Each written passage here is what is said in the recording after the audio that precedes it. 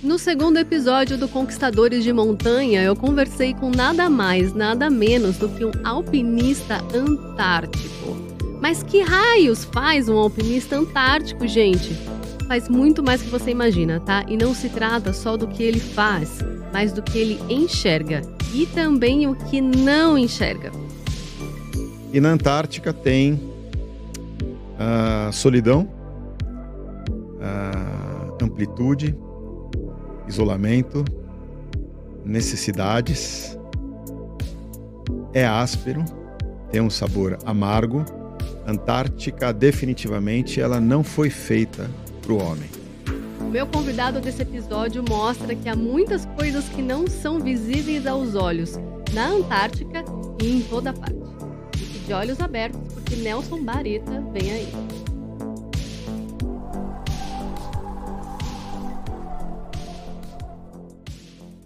Vamos lá. Nelson Bareta, você a vida toda subiu montanha, voou de balão, mais de 30 anos de expedição para a Antártica e você foi se quebrar aqui do lado, na cidade. Como que você tá?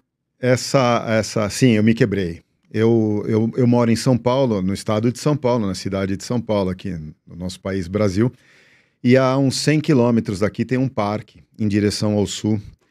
E eu estava andando de bicicleta, fazendo scouting para um evento esportivo que vai acontecer daqui 3 meses. E a gente está sempre aprendendo, crescendo, caindo e levantando rápido. Caí de bicicleta e, como disse o médico, foi uma lesão na coluna. Esse termo assusta um pouco, né? Mas do ponto de vista médico, eu tenho que falar isso, porque às vezes uma lesão na coluna é uma coisa muito grave e tem as menos graves.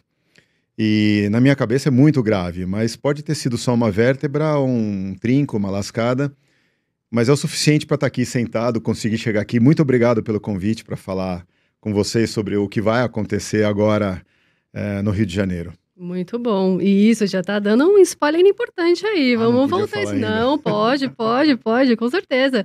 Agora, alpinista antártico. Eu tava louca para dizer isso, para te apresentar, que você é um alpinista antártico, porque quem que pode dizer isso? Quantas pessoas no planeta são alpinistas antárticos? E esse título de alpinista antártico, eu acho que ele foi uma conquista para mim. Hoje, o nosso país não adota mais esse termo alpinista.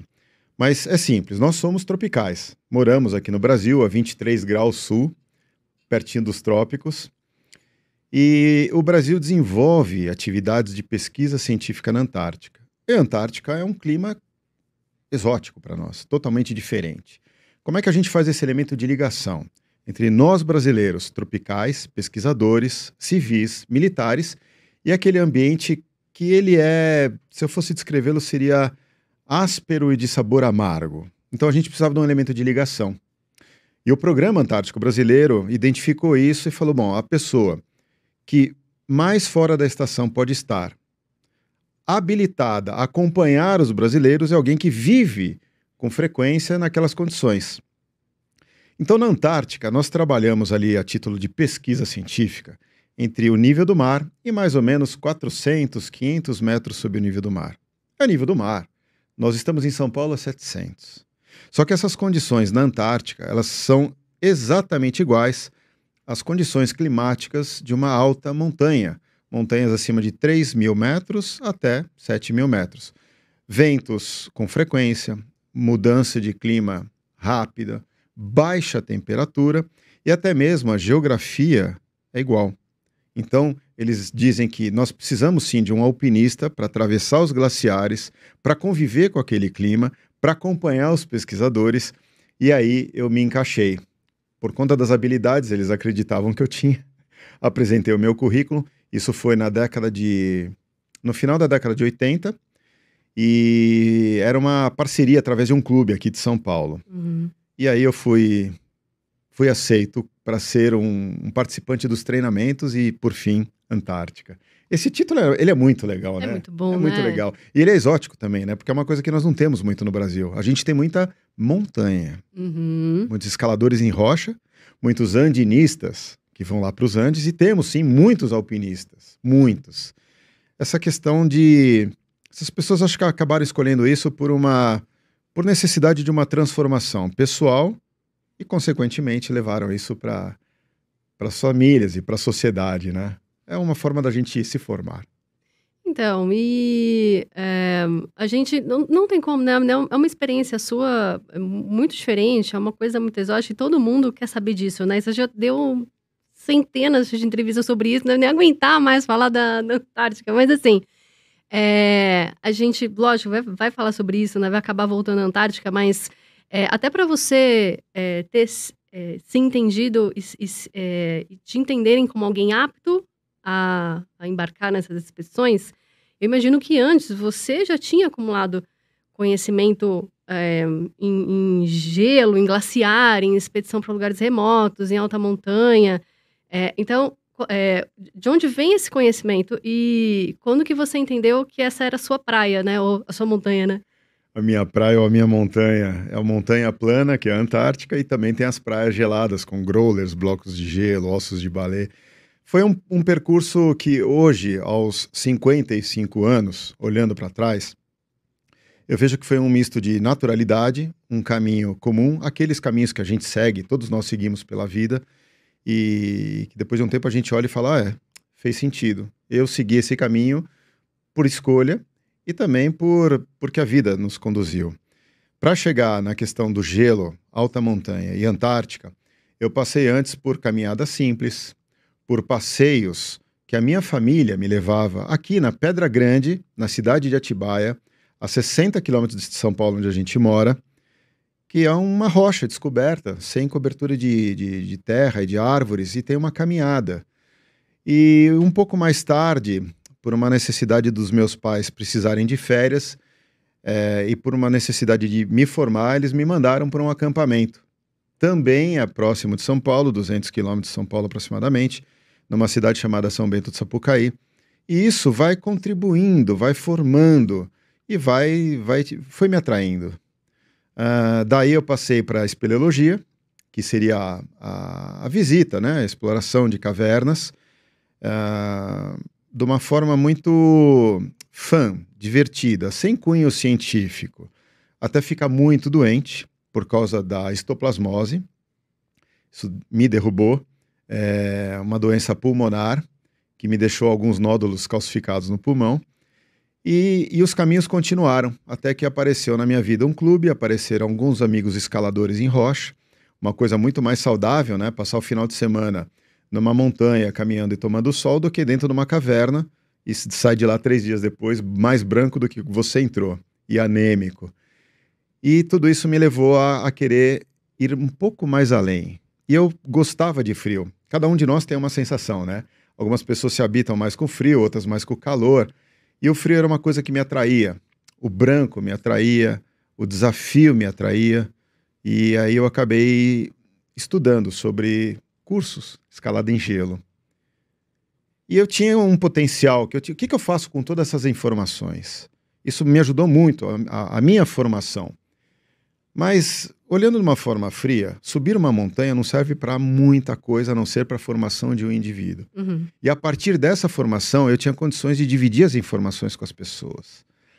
Então foi ainda na fase de exploração de cavernas que eu passei a contribuir com o Corpo de Bombeiros do Estado de São Paulo, nos cursos de salvamento em altura. Não existiam. Chamavam um estágio de salvamento em altura. Eu fui lá e me apresentei no Corpo de Bombeiros, foi uma super coincidência. E aí eu fui convidado a acompanhar os cursos deles. Transformamos aquilo de estágio para um curso, e em seguida eu fui para a Antártica. E aí eu me senti um alpinista antártico. Uau. Um cidadão. Porque o cidadão lá, quando eu fazia lá atrás aqueles estudos, você se torna cidadão a partir de quando você passa a ser um votante. Mas além de votar, além de pagar impostos, eu acompanhava as pesquisas brasileiras na Antártica, como um alpinista. Eu ia acompanhando os pesquisadores de quase todas as universidades que estavam habilitadas. E quem gerencia tudo isso, nada menos que as Forças Armadas. Uhum. A Marinha do Brasil conduz, através de uma secretaria, a Força Aérea Brasileira acompanha e fornece o transporte. Então, eu acho que aquilo foi o ponto alto.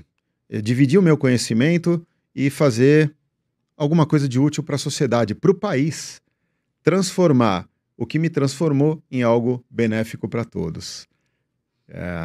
Eu gosto desse título, Alpinista Antártico. Eu coleciono ali os diplomas que eles me dão. Maravilhoso, vou colocar no meu LinkedIn. Entrevistei um alpinista antártico. Muito obrigado. Bareta, o que tem na Antártida? Antártica. Antártica ou Antártida? Você falou os dois, né? É uma pergunta recorrente, eu mesmo me fiz essa pergunta há alguns anos, e olhando a etimologia da palavra, ambas expressões são corretas, né? Antártica vem do antiártico. Os gregos que conheciam o Ártico e que desenharam a maioria das constelações, eles desenvolveram uma teoria dos opostos. Então eles entenderam que se havia o Ártico, havia o antiártico, né? É uma viagem, mas é muito interessante. E na Antártica tem solidão, amplitude, isolamento, necessidades, é áspero, tem um sabor amargo. Antártica, definitivamente, ela não foi feita para o homem. Naquele lugar, nada se planta, apesar que ao longo dos anos começaram a aparecer algumas gramíneas. Nada se colhe. Você pode até se alimentar da vida animal, mas hoje é proibido. Então a Antártica tem informações sobre o nosso planeta. O que acontece ali acaba sendo não só um laboratório para o futuro das questões climáticas do planeta, como também outras questões, além de ser um museu ao ar livre. Todas as informações, ou boa parte das informações, sobre a formação do planeta, dos continentes, do clima, da vegetação e da vida, está preservada ali. Uhum. E à medida que aquilo vai descongelando, mais informações vão surgindo. E se não descongela, faça, por exemplo, trabalhos de glaciologia, as perfurações, que trazem informações precisas sobre a atmosfera. Agora, me permita dizer que eu não sou um pesquisador, eu não tenho essa formação acadêmica, eu não sou um cientista, mas de tanto acompanhá-los, eu acabo reproduzindo parte superficial do que eu ouço. Eu me considero, quando eu estou com os pesquisadores e também com o pessoal da Marinha do Brasil, um perguntelho. Eu pergunto tudo, tudo. Eu quero saber tudo. Eu interfiro o menos possível, trato de acompanhá-los. Se eu achar que tem alguma coisa arriscada para a vida humana, eu divido a informação com eles, mas eu não sou um pesquisador. Eu sou um pouquinho mais para o lado. Não deixa de ser um pesquisador ali da natureza, das coisas como são, e de captar o conhecimento na sua maneira, que não necessariamente é o método científico, né? Mas o conhecimento que eu tenho certeza que você acumulou aí junto desses pesquisadores também, acho que poucas pessoas têm, né? E eu adorei que você respondeu essa pergunta, falando de coisas que existem na Antártica e que não são visíveis aos olhos. Porque eu acho que é muito disso que eu queria conversar com você, né? E a gente até passou um pouco sobre isso da última vez que a gente conversou, mas a gente vive num mundo complicado, né? Cheio de conflitos, né? Bélicos, até né? Políticos, sociais. A gente está em conflito sentados à mesa do almoço do domingo, a gente está em conflito com nós mesmos, né?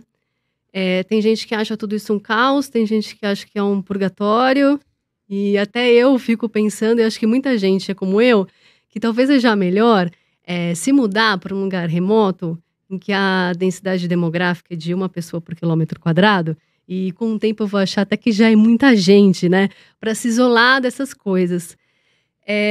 Mas, por outro lado, aí vem o que a gente conversou da outra vez, né, dessa sua conexão também com a civilização, com essa força pujante da cultura, né? Da evolução, que um lugar remoto, um lugar provinciano, dificilmente vai abastecer a gente disso. Mas, cara, que dilema, porque parece que para você ter você tem que sacrificar o outro. Não dá para ter tudo, né? Para ter algumas coisas, você tem que abrir mão de outras, mesmo porque a gente não tem nem armário para guardar tudo na vida. Você tá falando do armário de verdade ou você tá falando as duas coisas. Não cabe tanta informação num só corpo, numa só mente, nem tantos bens materiais num só armário.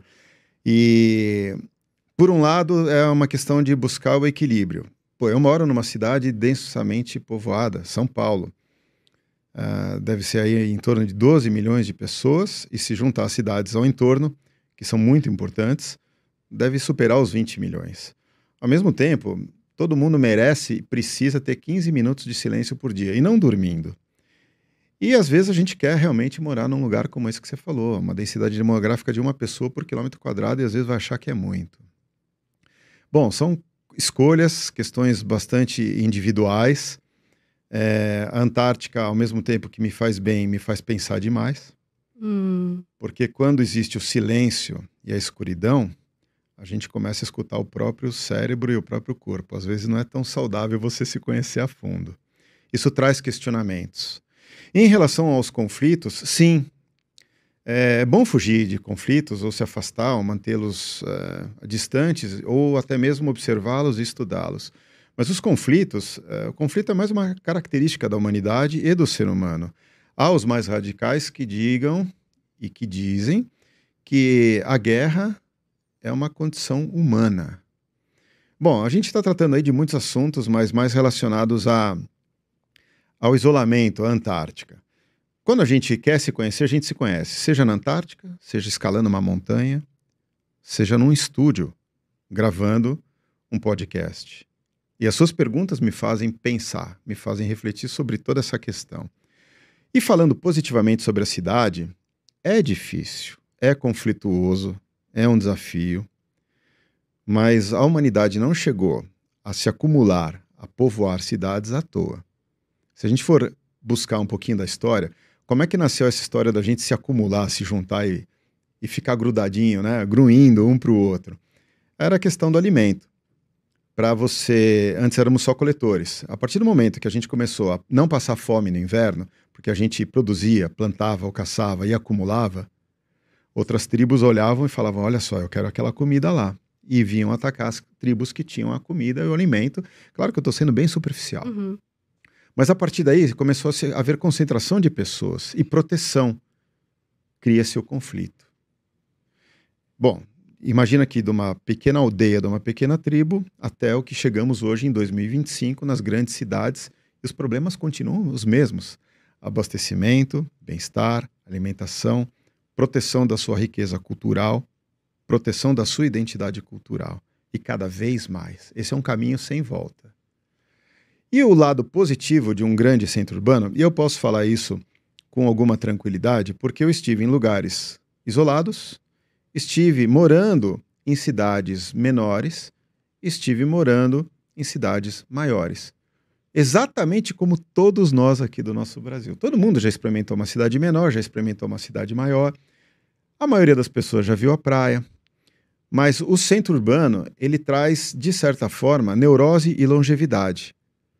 Porque é no centro urbano onde você encontra as melhores opções de alimentação, os melhores médicos, os melhores estudos e os melhores estímulos.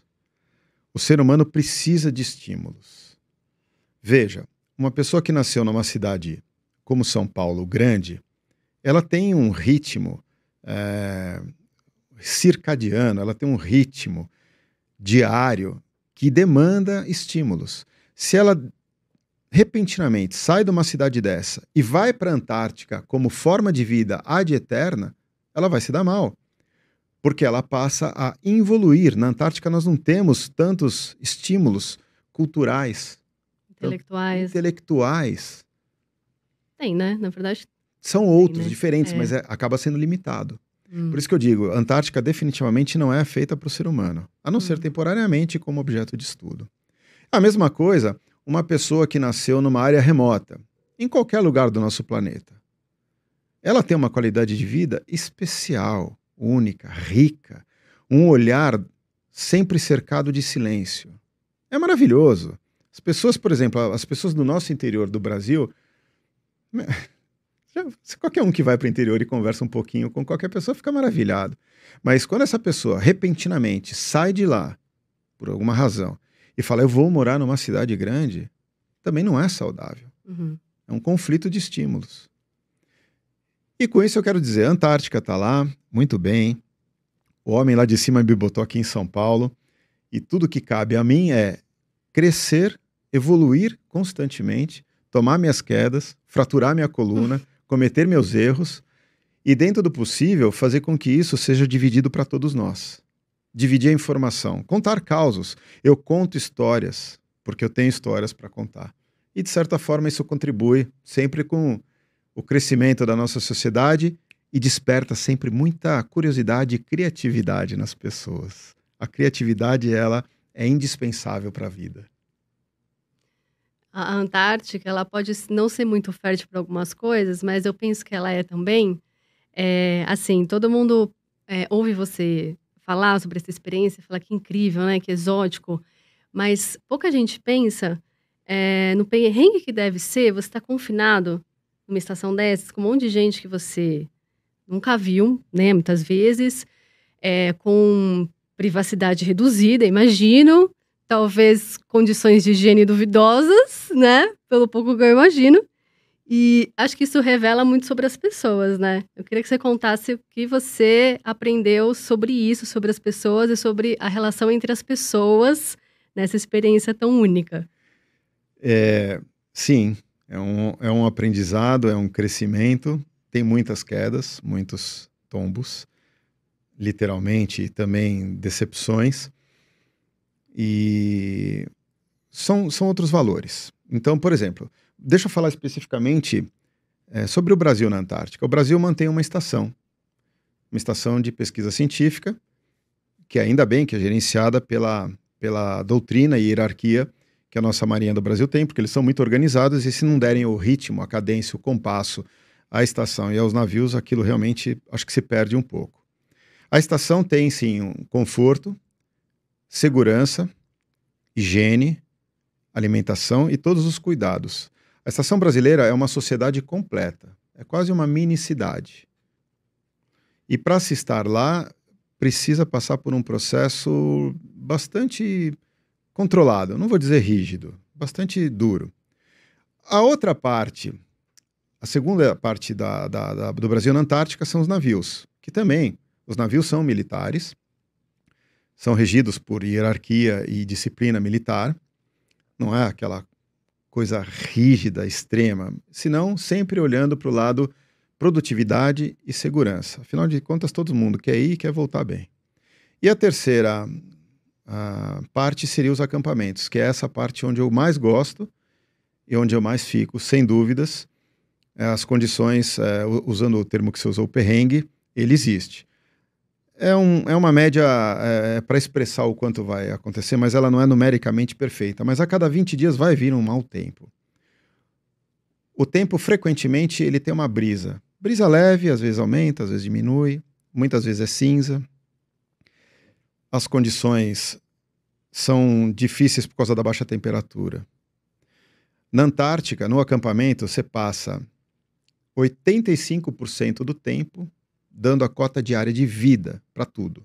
Para sua barraca, para o seu alimento, para o gás que vai cozinhar o seu alimento, para a água para não congelar, para a tua saúde mental, para a tua higiene. E tudo isso é bastante controlado, há limites. Os outros 15% você vai efetivamente fazer a sua pesquisa científica. Eu já fiz esses cálculos em diferentes oportunidades de diferentes acampamentos. Mas a maior dificuldade não é o clima, não é a baixa temperatura. É exatamente isso que você mencionou.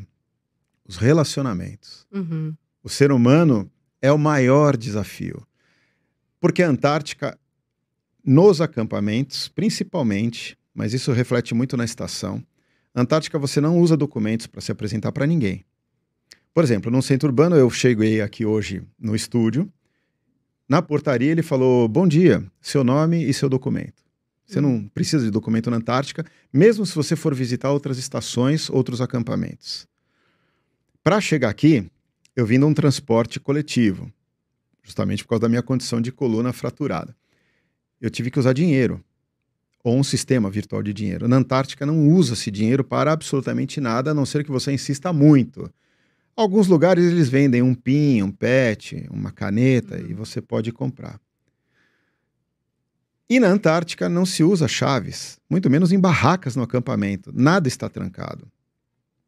Então, o primeiro desafio é lidar com tudo isso de uma forma sem perceber.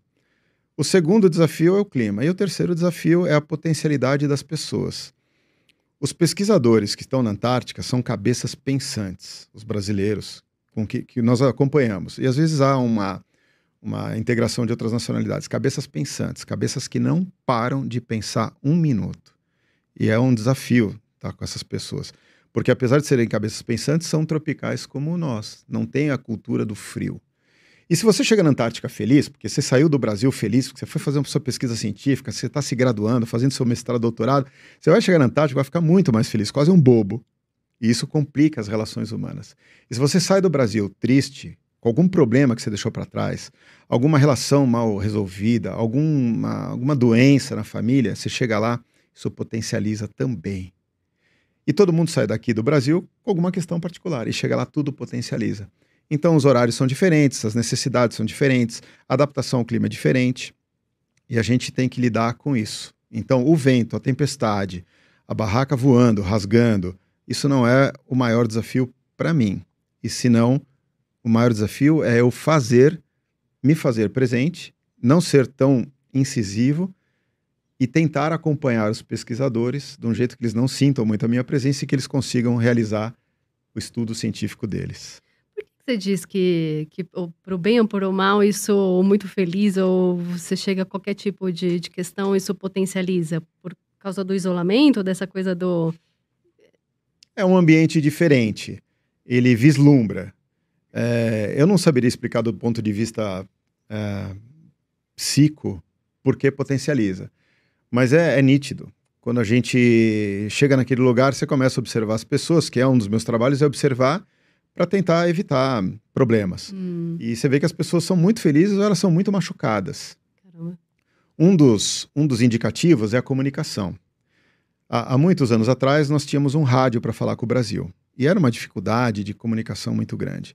Hoje em dia, existem os telefones via satélite, que são quase que imediatos, né? Principalmente porque o Brasil, na estação, tem uma telefonia que é considerada local. Se você está na estação e liga para uma casa no Rio de Janeiro, é uma chamada local. E quando as pessoas ficam muito no rádio, muito no telefone, e com aquela feição enrugada, e falando, ai, sei, é verdade, ai, pô, meu bem, cuida aí, cuida, vai dar certo. E aí ele desliga o rádio, desliga o telefone, o acampamento afunda, todo mundo absorve aquela situação. É como se fosse uma empatia. E quando a pessoa está feliz, ela liga lá para o pai, para a mãe, para o esposo, para a esposa. Ah, isso aqui tá maravilhoso. A gente morrendo de frio. Um vento desgraçado. Eu preocupado com as barracas. O navio querendo retirar o acampamento. E a pessoa, ai, tá lindo aqui. Tá lindo. Você sabe que outro dia eu pensei no cabeleireiro? Aquilo me irrita de um jeito. Entendi agora. E aí ela olha a unha e fala, eu tô precisando fazer a unha. Então, potencializa. Potencializa porque é um mundo sem limites. É um mundo de outros valores. Somos as mesmas pessoas. Isso não é só na Antártica. Astronautas sentem isso. Aquanautas que ficam nas estações submersas sentem isso. Montanhistas sentem isso. Ciclistas, quando vão fazer um pedal de final de semana, de um dia ou de mais, sentem isso numa escala menor. Sairmos da nossa área, vivenciarmos outra situação, experimentarmos outros perfumes, sentir outra temperatura na pele, é quase que ter a liberdade. Que lindo. Outra organização social. Outra organização social. Eu ia te perguntar uma coisa, que era assim, se você já vivenciou uma situação em que você achou que fosse morrer, ou que você teve certeza disso, né? Mas eu fiquei pensando que talvez fosse melhor perguntar quantas vezes você passou por isso. Então, sei lá, vou deixar você escolher a versão da pergunta que você quer responder. Eu acho que os desafios, os medos, os momentos de pânico vão muito de acordo com a sua personalidade e os seus valores. Tem coisas que você se importa e tem coisas que você não se importa. Deixa eu pegar, então, situações aquelas que a gente vê no cinema, vê no filme, na TV a cabo, e fala, nossa, temos uma situação médica emergencial aqui, ou estamos ficando com ventos acima de 100 e muitos quilômetros por hora. eu acho que eu vou morrer. As pessoas normalmente podem pensar isso. Eu me sinto extremamente confortável. Eu estou pleno naquele lugar. Quando eu fui para aquele lugar, quando nós vamos escalar uma montanha, nós fomos não desavisados, e sim preparados. Dentro do que a gente conhece, eu coloquei na minha mochila aquilo que me dá autonomia e segurança. Mas outras pessoas não se sentem. Talvez eu me sinta numa situação de muito medo, muito perigo, quando a gente tem um problema de relacionamento social no acampamento. Isso sim. E existe também aquelas situações que são trágicas. São desastres naturais, são avalanches, navios que afundam. O fogo, apesar de ser totalmente antagônico à Antártica, ele é o maior problema. As estações têm esse cuidado extremo com fogo, porque nós temos água para pagar, temos capacidade, temos treinamento, mas é uma outra condição. A matéria-prima se comporta diferente lá. Por exemplo, a água tem, só que está congelada. Então você tem que manter uma água líquida o tempo todo. E focos de incêndio, pelo que eu li de relatos de outras estações e também da brasileira, é uma coisa muito comum. Muito comum. Sempre tem alguém que deixa uma lâmpada acesa no lugar errado, um fogão aceso, dá curto-circuito. Então, existe ao longo... Isso é histórico. Desde o início do século, da época das grandes conquistas, a própria conquista do Polo Sul, ela é marcada pela morte. Eram duas equipes. Uma do Roald Amundsen, norueguesa, e uma do Robert Scott, inglesa. Naquela época, as grandes conquistas eram patrocinadas, em parte, pelos seus países. E aí foi uma corrida para ver quem chegava primeiro no Polo Sul. Uma corrida, literalmente. Cada um tinha uma estratégia diferente, uma equipe diferente. Um escolheu cães, outro escolheu trenós motorizados. E eles chegaram no Polo Sul, as duas equipes, com um mês de diferença. Então a primeira equipe chegou, a do Roald Amundsen, montou uma barraca, deixou a bandeirinha da Noruega e um bilhete. Um mês depois, numa corrida de 1 mês e meio, 2 meses de duração, chegou o inglês Robert Scott. E ele descobriu que ele estava no Polo Sul, porque ele viu a barraca do norueguês, o bilhete. E aquilo foi tão desastroso que, na volta para a beirada do continente, eles morreram todos a no máximo 18 quilômetros de distância.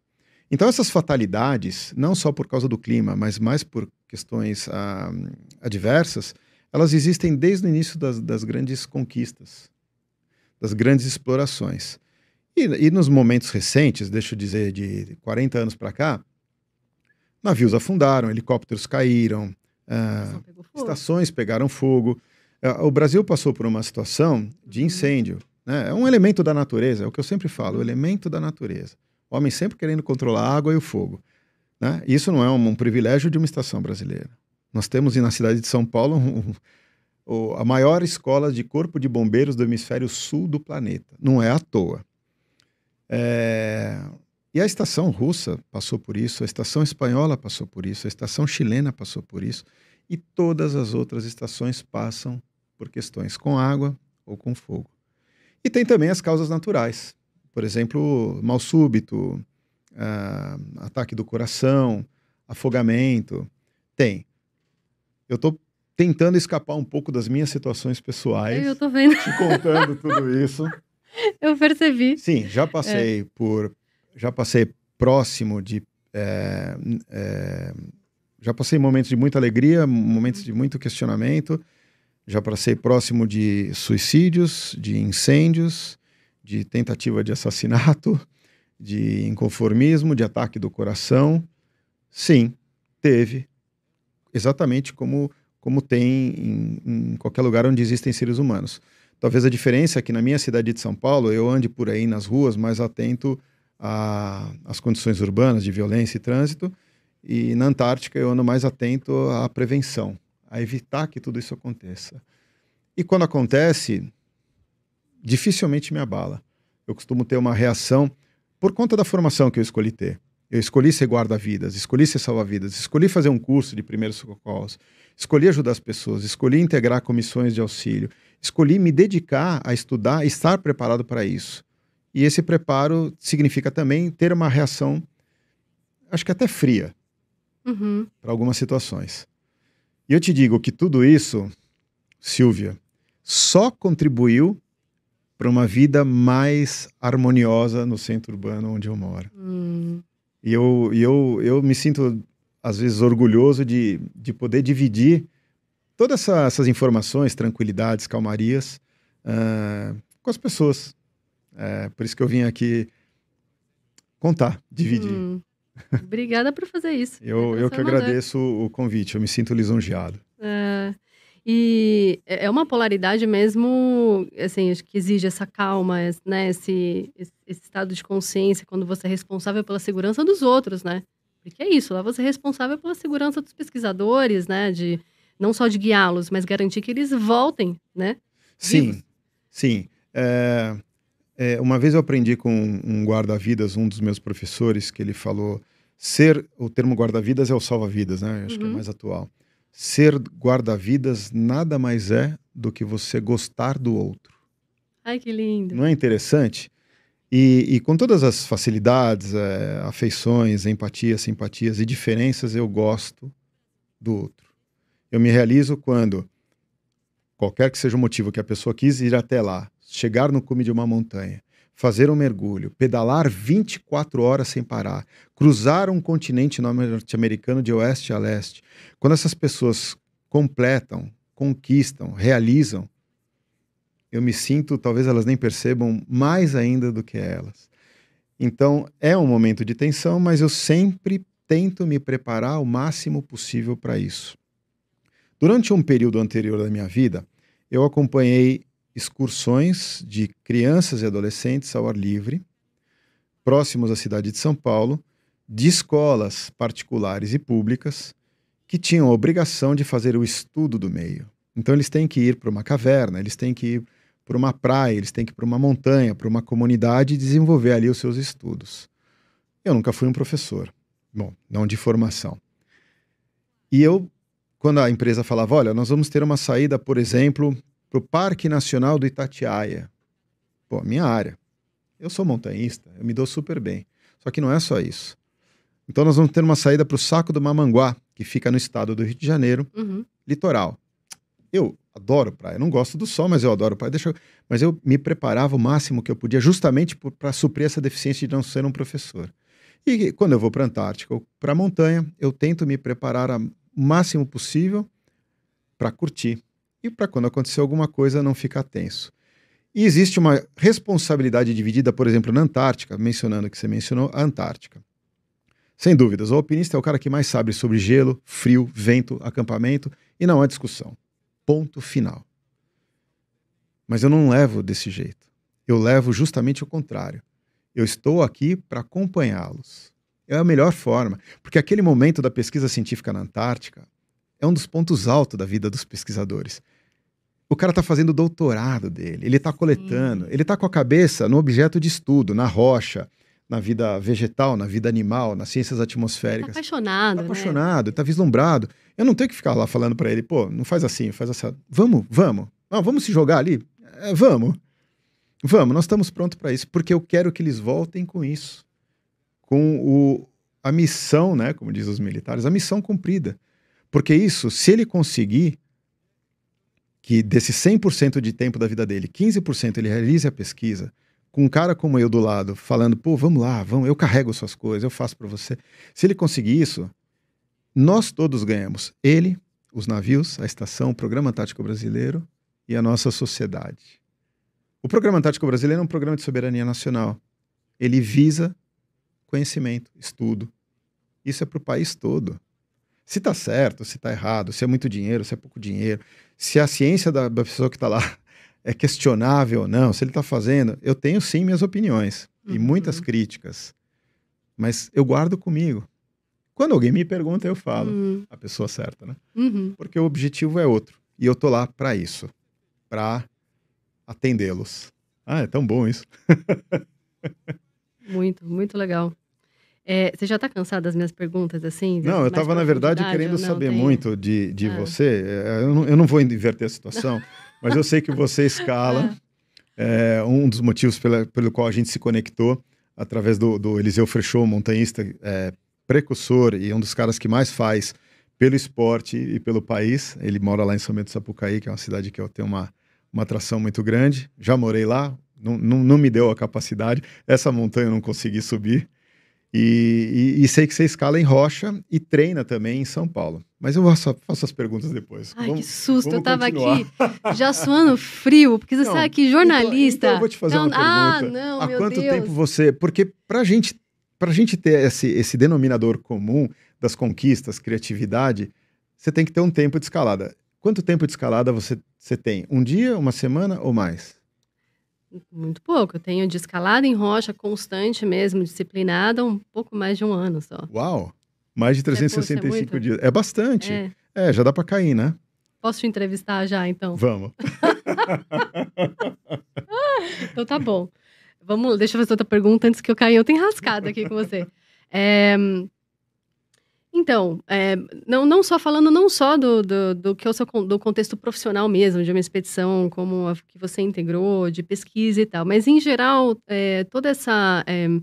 as expedições para lugares remotos, o esporte de aventura que envolve risco, isso geralmente desperta a curiosidade das pessoas, né? E acho que desperta coisas que não são só curiosidades, são coisas que elas nem conseguem nomear. Não sei, né? Coisas da nossa natureza que eu acho talvez a cidade também, a vida urbana, ela abafe um pouco, né? E a gente vê aí que muitas marcas se aproveitaram disso também, né? Da imagem da montanha, do poder de realização, né? De atletas, né? Desse mundo do esporte de aventura. Mas eu não sei, eu vejo também que por mais que isso seja muito comum, esse encantamento, que ele acompanha também um distanciamento do tipo... A galera é doida, sabe? E de uma ideia de que aquilo não é pra mim. Eu não sei, porque eu não acho que todo mundo precisa ser aventureiro, precisa correr risco todo dia. Mas tem uma coisa especial sobre formação e sobre a vida, sobre desenvolvimento aí, né?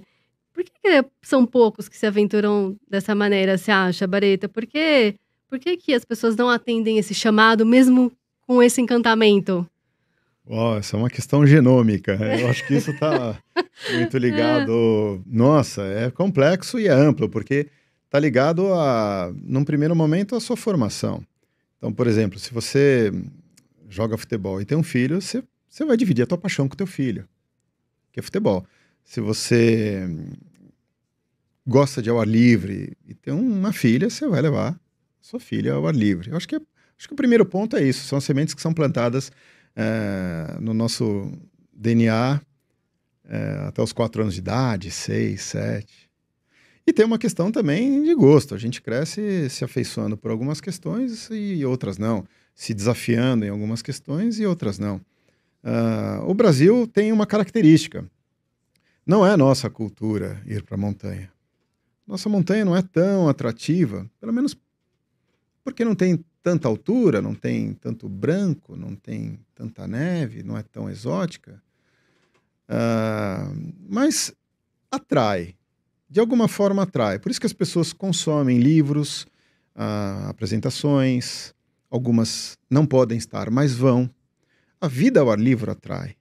De uma forma ou de outra, até aquelas pessoas que não têm tempo, porque estão dedicando a sua vida ao trabalho, ao crescimento e à família, em algum momento, ela vai, com o dinheiro, adquirir um produto que aproxime ela daquela atividade.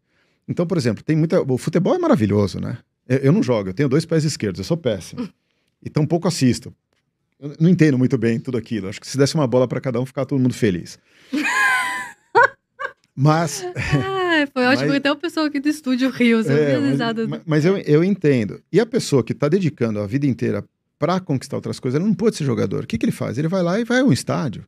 Ou ele compra uma super camisa, ou ele entra num leilão e compra uma chuteira.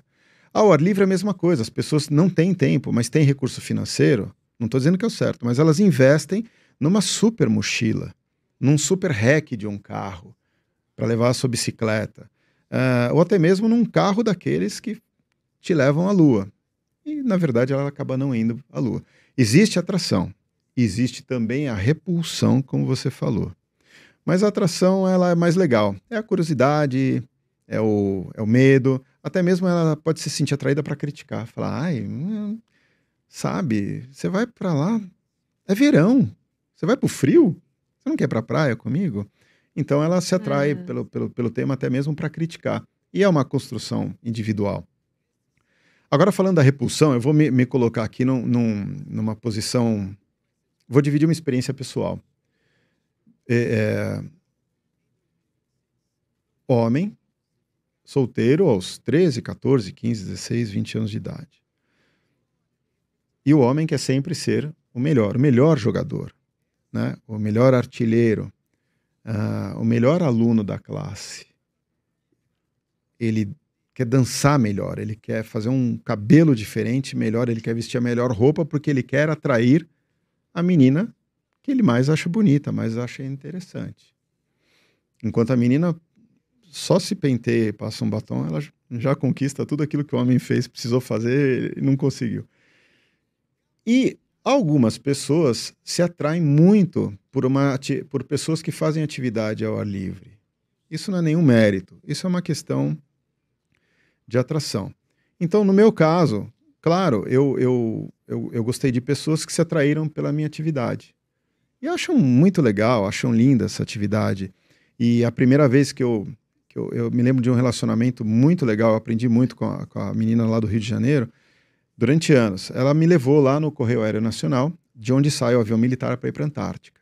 Ela me levou, ela acordou cedo, preparou um café da manhã e me levou. E na hora da despedida, que eu subi naquele avião lindo militar, ela chorava. E eu voltei da Antártica, foi uma recepção super legal. No segundo ano, ela me levou de novo. No terceiro ou quarto ano do nosso relacionamento, ela falou assim, você não quer pegar um táxi? E aquela mesma coisa que atraía, repulsava. Você vai de novo para lá para quê? Você está me trocando pelo seu trabalho, pelo seu hobby, pelas pessoas com quem você trabalha?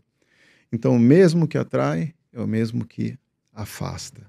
Por isso que, na hora das escolhas, é simples, basta ter muito claro aquilo que você quer. Por isso que também nem todo mundo se atrai tanto. São os dois lados me colocando como o centro do objeto entre o que atrai e o que repulsa. Mas eu acho que é tudo assim na vida, né? Você já fugir muito da conversa, mas acho que também tem aquilo no início do relacionamento, a pessoa querer mostrar que ela está envolvida no que você gosta, né? E depois a realidade aparece também, né? Eu não gosto tanto disso aqui, pô, chega, fica aqui um pouco, chega desse negócio de Antártica, chega da alta montanha, chega, que eu já ouvi algumas histórias desse tipo. Eu sou muito bom para falar de Antártica. Isso. Vamos voltar para a Antártica. Mas eu posso colocar isso com qualquer atividade. Eu tenho amigos que mergulham no mar, que é uma coisa extremamente saudável. O mar é muito saudável. Tenho amigos que andam de bicicleta, e são as piadas mais comuns, porque eu acho que o ciclismo é o esporte mais praticado no mundo. E o cara fala, eu vou sair de bicicleta de manhã com os meus amigos, e tem uma super discussão familiar. Tem até uma piada interessante que fala assim, olha, meu amigo Carlos, eu quero comprar a sua bicicleta pelo valor que você falou para sua esposa que você pagou nela. Posso? Porque existe um ciúmes familiar por tudo aquilo que não volta a atenção total. Bem como existe também parcerias, né, de casais que a pessoa fala, você vai andar de bicicleta? Vai que hoje você tá precisando. Por favor, me deixa. Você vai pra Antártica ficar quanto tempo? 3 meses? Ai, não quer ficar 5? Acontece. Essa montanha que você vai subir aqui no litoral, você não tem outro continente para você ir? Sim. Eu sou bom para falar de Antártica. Vamos falar da Antártica. Mudando um pouco de assunto, você citou no começo da nossa conversa, né, que os extremos da Terra eles dizem muito sobre o nosso futuro, né? Então, eu tô que todas as pesquisas mesmo de mudanças climáticas acontecem lá e tal. E você também sabe, como, né, melhor do que ninguém, que estamos todos envolvidos com, como você também falou no início, com o World Creativity Day, que é um evento, né, instituído pela ONU globalmente. Esse ano vai acontecer em mais de 65 cidades, entre elas Rio de Janeiro. Estaremos lá, eu, você, Eliseu Frechot, para um painel do Conquistadores de Montanha. Mas o que eu queria trazer, e eu trouxe esse contexto, é porque, assim, por causa do evento, todo o grupo, né, de conteúdo que está na organização disso, a gente, não só agora, né, em outros momentos também, mas a gente tem conversou com muitas pessoas ligadas à causa ambiental, né? Acadêmicos, ambientalistas mesmo, cientistas do clima, porque o evento ele é feito para isso, né? De ajudar a fazer com que celebrar, incentivar a criatividade e inovação como resolução dos nossos problemas, né? Do atingimento das ODS da ONU e tudo mais. E a gente comentou entre nós, nessas conversas, a gente tem sentido um certo desânimo dessa galera, sabe? Do tipo, a gente tá aqui, firme, estamos fazendo o que é o propósito, estamos fazendo o que dá. Mas o que dá não vai ser suficiente, né? E aí, você passou 30 anos acompanhando essas pessoas, né, esses pesquisadores, e vendo com os próprios olhos o que está acontecendo nos extremos, no caso de um extremo. Pensando no tanto que você conhece desse ambiente, tem motivo para desanimar mesmo? O que você sente dessas pessoas? Principalmente num passado mais recente, né? Nesses últimos anos aí que você esteve por lá. São pontos de vistas.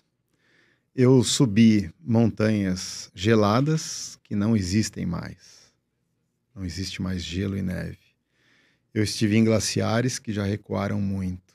Isso não é nenhum privilégio, porque qualquer um que vá para a Europa e vá... Eu sei que não é simples ir para a Europa, ainda mais com a nossa situação econômica, mas qualquer um que acessar a internet e digitar e vai ver que o Mer de Glace, ele recuou numa forma, um volume absurdo. Eu vi glaciares desaparecerem e recuarem na Antártica. Mas o meu olhar, ele significa uma fração de milésimo de segundo na vida do planeta Terra. Então, cabe a mim ter muito cuidado ao falar sobre mudanças climáticas. Existem, porque eu leio o que os cientistas dizem, escrevem, publicam, e existe. Ao mesmo tempo que existe parte da Antártica, um mesmo glaciar, às vezes, ele está recuando por um lado e do outro lado, em direção cardial oposta, ele não está recuando. Existem partes da Antártica onde há acúmulo maior de gelo e neve e mais baixa temperatura. É uma discussão que tange muito uma questão moral. Mas o que eu costumo pensar para mim e dividir com as pessoas é mais humano do que planetário. É uma positividade. Não estou falando de ter esperança, né? Mesmo porque a esperança é a última que morre e no final ela acaba morrendo, né? Como diz o ditado. Mas eu acho que a gente pode sim cuidar da nossa parte. Dentro do que nos cabe é possível cuidar do ambiente, não incomodar o mundo. E com essa parte bastante individual, bem como as nossas formações são individuais, a gente divide essa positividade com o mundo. O clima está mudando? Tá, existe mudança climática. Ela pode ser uma coincidência, ela está sendo dita que é por causa da interferência humana, mas também há contribuição planetária, da natureza, e não é por esse caminho que eu vou seguir. Eu vou seguir pelo lado positivo.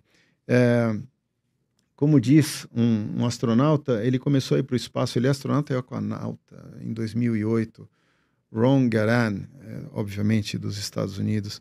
Basta a gente inverter as prioridades. Hoje a prioridade é a economia, a sociedade e planeta.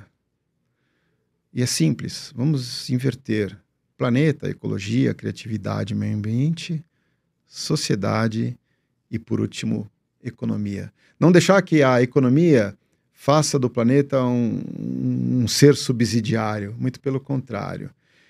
E olhar de outro ângulo de vista, como olhou o astronauta, tomar uma posição diferenciada, ter uma atitude pequena, vai contribuir sempre para o futuro. Qual é o futuro? Ninguém sabe, nem eu. Qual é o prognóstico? Eu deixo para os cientistas. Mas você viu o mundo acabar? Eu estou vendo o mundo mudar. Mas basta o mundo dar um chacoalhão, diminuir um pouquinho a velocidade de rotação da Terra, ou inclinar um pouquinho mais para lá, que a humanidade, que dizem que é o pior problema, estamos vivendo o Eoceno, né? O Antropoceno, a humanidade acaba. Mas isso aí significa que resolve? O planeta se recupera? Mas o planeta não somos nós precisamos do planeta. Então vai virar uma discussão interminável. E eu procuro sempre ter positividade. E olha que todos nós passamos por momentos dificílimos diariamente na vida. A vida é um estado de guerra, né? Como dizem alguns. São problemas familiares, discussões, financeiros, de saúde, tudo é finito.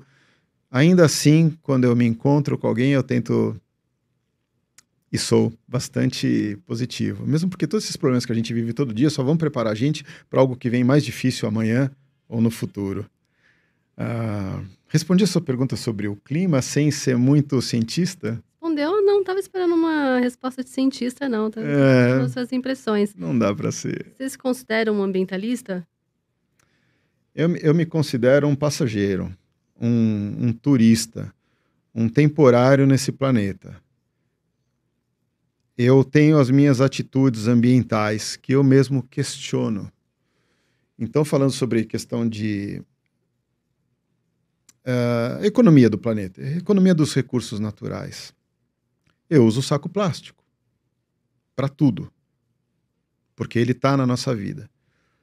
Eu aprendi com uma ambientalista que mora no litoral de São Paulo, ela estava morando em Mongaguá, que o certo é ir ao supermercado, comprar frutas, verduras, e para que colocar num saquinho plástico? E eu fiquei extremamente irritado com aquilo. Eu falei, mas deixa de ser exagerada, põe aí um saquinho plástico pelo menos para tudo. Isso me gerou vários questionamentos. E aí eu fui estudar sobre. Aquele filme plástico transparente, que a gente compra em rolos no supermercado, para proteger os alimentos, para reembalar e colocar à venda, ou recolocar na geladeira, que é caro. Isso aí ajudou a economizar o desperdício de mais de 30% de alimentos que havia até então. O plástico, ele tem a sua parte benéfica. Então, o que eu faço? Eu não compro plástico, eu não uso plástico, ou eu compro porque vai ajudar a manter mais o alimento? Não sou ambientalista. Eu faço a minha parte naquilo que eu acredito e que eu sei que posso fazer. E se eu pudesse falar sobre o plástico, que é um dos bilhões de itens que nos envolvem todos os dias e que está muito ligado à relação ambiental, eu diria, seja criativo. Você tem plástico em casa? O problema não é o plástico, o problema é onde você vai descartá-lo. E aí é toda uma sequência, toda uma cadeia, porque isso envolve municípios, governos. Não adianta só descartar no lugar correto. Eles precisam também recolher e destinar. Mas eu faço as pequenas partes. Eu economizo alguns itens, eu evito o desperdício de outros, e com a minha criatividade em casa, eu destino para o lugar certo.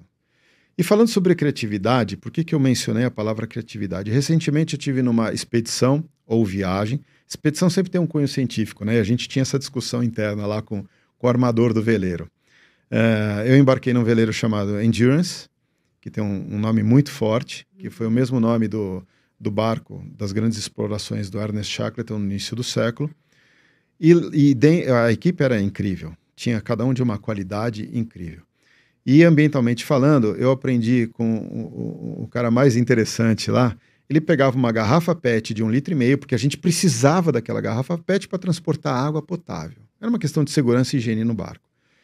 E ali a gente ia colocando todos os rejeitos de embalagens. E eu descobri que numa garrafa PET de 1,5 litro cabia pacote de 20 refeições. E você põe ali dentro, você pega o saquinho, a embalagem, o pacote do macarrão, enfia ali e vai enfiando para dentro.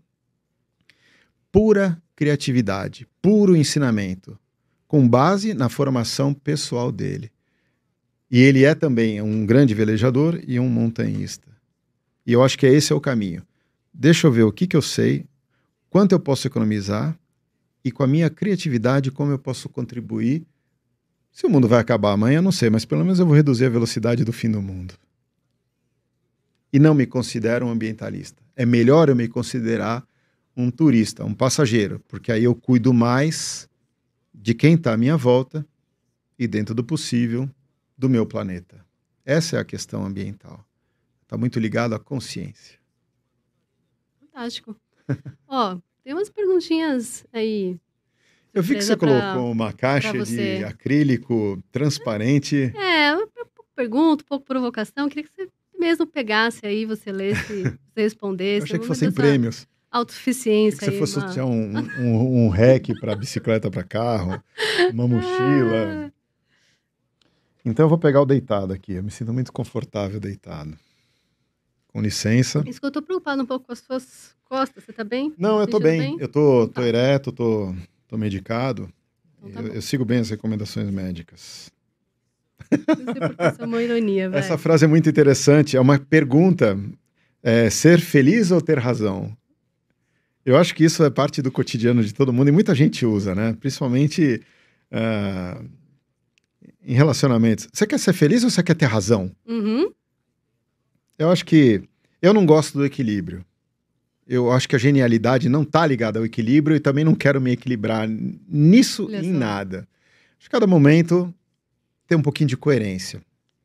Às vezes você não é nem questão de ser feliz ou ter razão. Às vezes é você ouvir, ponderar e ver que existem duas razões.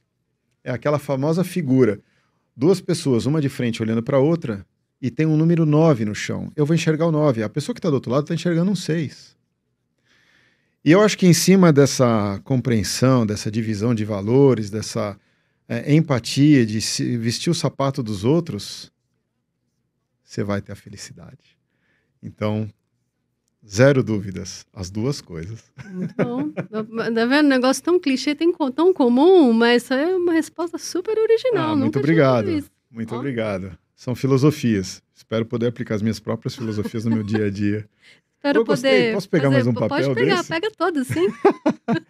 Essa aqui estava de Vai pé. todas. Quando eu tirei aquela deitada, ela deitou. Ah, Me dá um pouco de medo. Medo é bom, né? Instinto de autopreservação. E para um tem... alpinista antártico, não é de responder uma pergunta, imagina. Medo é super importante, né? O que tem do outro lado do muro? O que tem do outro lado da montanha? Eu tenho que me precaver. Mas eu tenho um artifício aqui muito bom. Porque eu posso ler o que está escrito aqui. Não, é para você ler, sim, Isso, pra gente todo mas mundo eu posso saber. falar outra coisa. Eu não preciso mostrar o papel para a É câmera. verdade, você pode até me enganar, vai. O que eu queria que tivessem me contado quando eu era jovem. Mais jovem, escrever errado, isso, quando eu era mais jovem. Quando eu era jovem, eu achei, mas eu já ia colocar isso. A jovialidade é um estado de espírito, né? Você vê que mesmo com a idade que eu tenho, com o excesso de problemas sociais e físicos que eu tenho, a cabeça ainda me faz acordar. Primeiro, dormir bem, né? Nossa, como é bom dormir bem. Eu queria que todas as pessoas no mundo dormissem bem. E acordar com uma vontade, assim, de fazer coisas, resolver problemas, andar de bicicleta, tomar um tombo, fraturar a coluna, viver. Não, mas peraí, vamos ajustar essa pergunta. O que queriam que você gostaria que tivessem te contado quando você tinha 20 anos? Pronto, a gente vai sair dessa subjetividade aí que você tá entrando. É uma pergunta que... Você sabe que eu nunca pensei nisso? Porque as pessoas me dizem muitas... As pessoas falam o tempo todo, conversamos e assim todos crescemos juntos, individualmente e como sociedade. E daí também nasce a criatividade. Mas eu tenho uma dificuldade. Nós todos temos muitos relacionamentos, profissionais de trabalho, amigos, relacionamentos de esportes, grupos de bicicleta. E eu vejo nos meus amigos que, quando nós éramos jovens, alguém falava para ele: não coloca o dedo na tomada porque você vai tomar choque. E o choque arrepia o seu cabelo. E o meu amigo falou: então tá, por que eu vou botar o dedo na tomada? Mas eu não conseguia absorver a informação daquilo que me diziam. E muitas vezes eu tomei choque. No livro do bebê, uma das coisas que está escrito quando a minha mãe escreveu, eu era muito pequeno, é que eu adorava botar o dedo na tomada. E eu acho que até hoje eu continuo aprendendo a tomar choque. Haja visto, fraturei a coluna aos 55 anos num acidente de bicicleta. Como todo acidente, uma coisa estúpida. E muitos amigos com os quais eu frequentei a escola aprendiam através dos livros e das palavras dos professores. Era incrível aquilo. Eu tinha amigos que prestavam atenção na aula e não estudavam depois e passavam de ano, né? Que era o grande objetivo naquela idade. E eu só fui aprender sobre geografia, sobre biologia, sobre relacionamentos pessoais, gastando muita energia. Eu só fui aprender sobre os Cáucasos quando eu fui para aquele continente, subir a maior montanha daquele continente. Então, às vezes, me dizer, ou terem me dito quando eu era jovem, talvez não tivesse muito efeito. Eu sempre precisei ir, gastar energia, gastar dinheiro, Uhum. até aquele que eu não tinha, para poder aprender. A minha fase de aprendizagem sempre foi mais complexa. Mesmo assim, se alguém um dia quiser me dizer alguma coisa, por favor, me diga, com os olhos nos olhos, que eu vou precisar disso no futuro. O que me disseram, eu uso hoje em dia.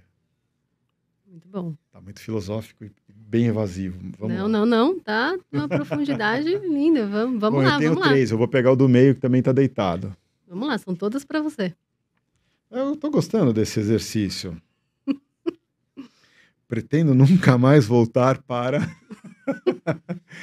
eu tenho uma experiência no Cabo Froward. Eu já li matéria, sua entrevista sua falando, mas Puxa, conta. muito obrigado. E o Cabo Froward é o ponto mais ao sul austral dentro do que é continente. Então nós temos a América do Sul e temos ali o ponto mais ao sul. O último pedaço de terra onde encontra a água do mar. Ali mais ao sul existem as ilhas, a Ilha Grande da Terra do Fogo, as 3 ilhas, o Cabo de Hornos e depois mais ao sul a Antártica, mas eu sou um sul-americano. Eu sou um brasileiro. E eu, em algum momento de tanto ir para a Antártica, passava aquela região sul, eu falei, um dia eu quero chegar no ponto mais ao sul. Qual que é a última pedrinha antes de chegar no mar? A última porção de terra? E eu li ali que havia o Cabo Froward, que tinha um grande símbolo cristão no alto do morro, 200 metros sobre o nível do mar. E eu tentei chegar lá 5 vezes. E não tem trilha. E na última vez eu não consegui parceira, e falei, eu vou. E ali eu morri. Naquele dia, literalmente, eu morri. Eu sei que eu estou aqui hoje vivo, mas naquele dia foram muitas dificuldades. A natureza me tragou. Uma pessoa do nada falou que eu tinha deixado a minha alma lá. E eu fiquei tão introvertido, tão para dentro, e aí um amigo de uma revista falou, pô, eu vi que você postou uma foto aí, que lugar bonito. Eu falei, mas na foto é bonito, mas eu morri. E ele falou, quer escrever uma matéria? Eu falei, eu posso te contar um pouco. E o título é Cabo Froward, nunca vá para esse lugar. Mas o lugar que eu não queria voltar é nos erros que eu cometi anteriormente, que me deixaram muito mal. Erros com pessoas, relacionamentos. Sabe quando você se põe naquele quartinho escuro, você se culpa, você fala, puxa, por que eu fiz isso? Bom, é natural errar, aprender, é tentativa e erro. Eu digo sempre que de todas as montanhas que eu subi, a maioria delas eu não cheguei no cume. De todos os rolês de bike que eu dei, muitos eu caí. E eu acumulo mais erros e quedas do que conquistas e acertos. Mas para um lugar que eu não quero voltar é naquele em que eu não fiz bem para o próximo. Pô, eu gosto tanto do próximo, gosto tanto de conviver com as pessoas. Dependo do mundo para minha sobrevivência. Nesse lugar, nesse quartinho escuro, nessa culpa, eu não quero voltar mais. E para isso esses aprendizados serviram. Para alguém que vive tanto da experimentação, do aprendizado pela experimentação, não dava para fugir muito disso, né, Maria? Não dá para fugir muito disso, exatamente. De erros, né? Eu quero sempre cometer novos erros. Exatamente. E faltam 2 papéis. Vai, vamos lá. Eu vou para o último deitado, que estava de pé, acabou deitando. A Antártida. Antártica, está escrito Antártica, me faz ser mais. Uau! Ali eu me realizo, né? Da parte física, o frio me excita. Estranho falar isso, né? Mas ele me faz sentir vivo. O som ecoa de uma forma diferente no frio do que no calor. O frio, o gelo, ele absorve o som, é tudo muito mais pontual, mais seco. A comunicação tem que ser mais clara. E a Antártica me proporciona fugir do calor do nosso verão, que é extremamente importante, mas eu me sinto menos desconfortável. Fugir de um período que eu sou pouco produtivo e talvez o nosso país seja menos produtivo, que é entre as festas de fim de ano e o carnaval. Acho que do ponto de vista empresarial, pouca coisa acontece nesse período, a gente produz menos. É muito quente. né? Se pegar toda a América do Sul, nós somos o único país que das 8 da manhã às 6 da tarde trabalha no verão. A gente não absorveu a siesta. A siesta era muito inteligente. Ela para das 11h30 da manhã às 3 da tarde. Aí os caras voltam a trabalhar e trabalham até 8, 9 da noite. Então, eu sofro e vejo que o país produz menos. Eu sou menos produtivo, eu sou menos intelecto. Eu tô sempre assim, olhando, aquele sol tá me oprimindo, eu tô com a testa franzindo, tentando fazer as sobrancelhas crescerem para me proteger mais. E a Antártica me tira tudo isso. E ela me faz me realizar. Ela me faz ser produtivo para o meu país. Eu arrisco dizer até que poderia experimentar morar lá, mas eu tenho um pouco de medo. Muito bom. Vamos para o último. E depois eu posso levar essa caixinha de brinde. Mas você vai ter que perguntar para o William, que é dele. Nossa, muito bom. Se o mundo fosse acabar amanhã, o que você faria hoje? Quem escreveu essas perguntas? Nossa, não tenho nem ideia. Olha, caiu, apareceu de repente, eu cheguei e estava aí. Existe uma banda musical, né, que o vocalista faleceu. É preciso amar como se não houvesse o amanhã. Que frase mais clichê. Faz todo sentido. Os clichês geralmente fazem, né? Faz todo sentido, não é à toa. Não é à toa que nós vivemos em sociedade, não é à toa que existem as frases clichê. E eu senti isso quando eu caí de bicicleta há exatamente 7 dias. Eu estava tendo um prazer, eu estava em velocidade, eu sentia a paisagem passar do meu lado, aquele verde, a natureza, e eu me desafiava nas pontes de madeira, e era uma trilha simples, e eu estava me achando o máximo. E eu caí tão rápido, é como se eu tivesse sido empurrado, que não deu tempo nem de me proteger com as mãos, receber o impacto, a ponto do impacto passar para o cotovelo, o ombro e quebrar minha clavícula. Foi direto para a coluna vertebral. A primeira vez que eu caí, eu tinha 5 anos de idade. E eu carrego uma cicatriz de mais de 200 pontos e um pino no braço esquerdo por causa disso. Eu estou há 50 anos caindo de bicicleta. Só que há 7 dias atrás eu caí e eu não conseguia respirar e o suor escorria pelo meu nariz, minha orelha. E eu estava com medo de pegar mosquito, carrapato, formiga, e eu não escutava nada, e ninguém me escutava, porque eu estava sozinho naquele lugar, claro que eu estava acompanhado. E eu senti muita dor na lombar, que era um problema que eu já carrego faz tempo, eu não sabia que o problema era outro. E eu pensei, acabou aqui. Eu queria respirar, eu acho que eu fiquei ali uns 30 minutos me contorcendo de dor até chegar alguém. E vem alguns pensamentos, né? Não tão profundos, mas será que eu fiz o certo? Será que eu fui um idiota mais uma vez? Será que eu vivi o que eu tinha que viver? Se o mundo fosse acabar amanhã, o que eu faria hoje? Exatamente isso. Eu viria aqui, num estúdio, aproveitar a oportunidade de gravar algo que também vai para a rede, vai para o etéreo, e alguém ouvir e eventualmente pegar uma outra palavra, uma positividade, e falar, puxa, que pensamento interessante, acho que eu posso adotar. É isso que eu faria hoje. Aliás, é isso que eu fiz hoje, eu vim aqui. E se eu tiver amanhã, eu vou me recuperar das costas. E se eu tiver o depois de amanhã, eu vou tentar contribuir comigo, com o meu crescimento, ou com o mundo, fazendo alguma atividade ao ar livre. Quem sabe eu não suba uma montanha...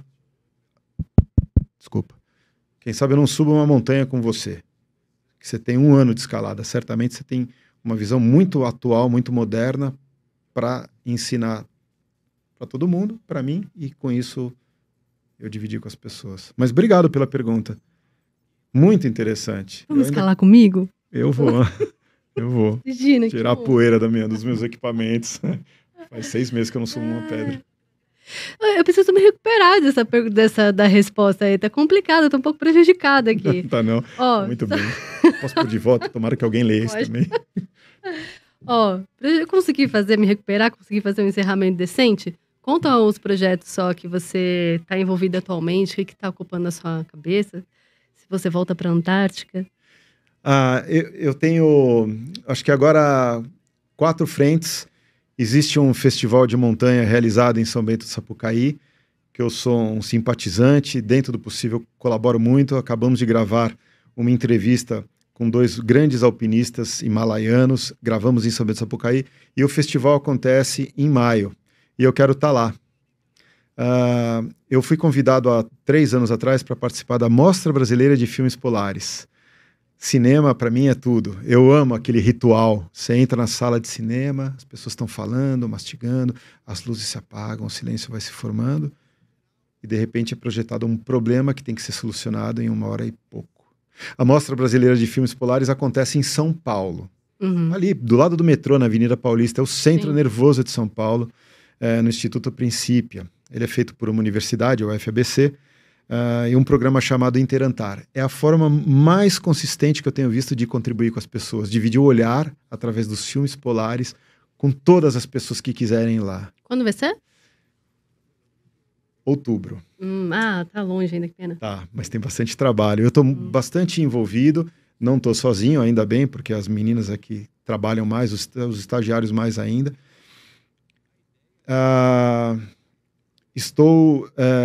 Posso dizer isso porque é uma informação pública.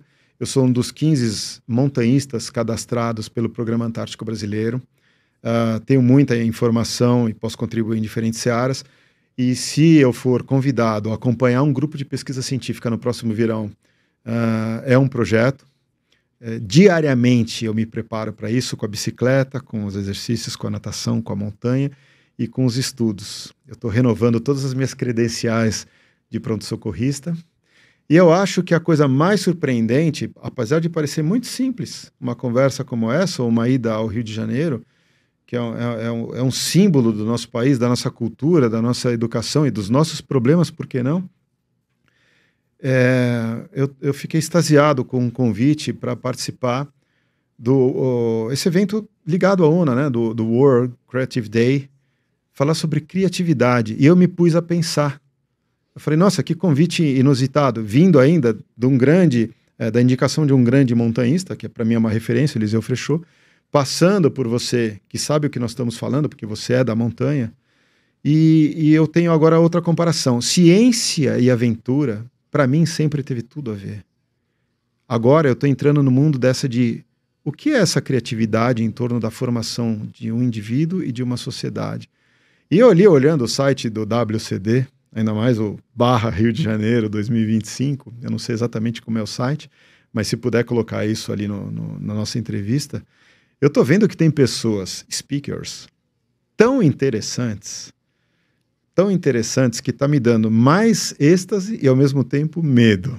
Mas vamos lá, imagina, vamos enfrentar esses caras e vamos trabalhar para esse evento. Afinal de contas, eu acho que é um momento importante da nossa sociedade e é um evento ligado a uma organização internacional de extrema importância. Que isso aconteça, que eu consiga aprender muita coisa, dividir e que isso cresça sem parar dentro do que é possível ambientalmente falando. Mareta, todo o meu agradecimento a você por você ter me dado a chance de te entrevistar, pelo seu conhecimento sobre todas as coisas, que é muito mais que um alpinista antártico, né, do que o óbvio pode entregar. A sua voz, a sua presença que preenche tudo, assim, obrigada mesmo. E que a sua voz mesmo, ela ecoe para muito longe, assim, da sua coragem, a sua lucidez, tudo que você tem para entregar. Obrigada.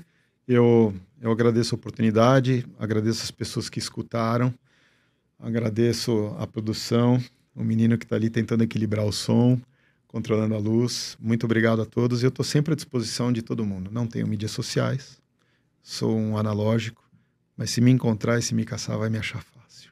Encontrar no Rio de Janeiro. Bora pro Rio de Janeiro. Uau, agora Bora. Abriu. Então vamos agora. Vambora. Muito bom. Terminamos. Olha. Camila, eu tô saindo aí, eu vou te fazer 3 perguntas. 3, só 3. Calma, não é 10, não tá valendo pontuação. Eu preciso saber se você prestou atenção ou você ficou aí no celular atualizando o Instagram.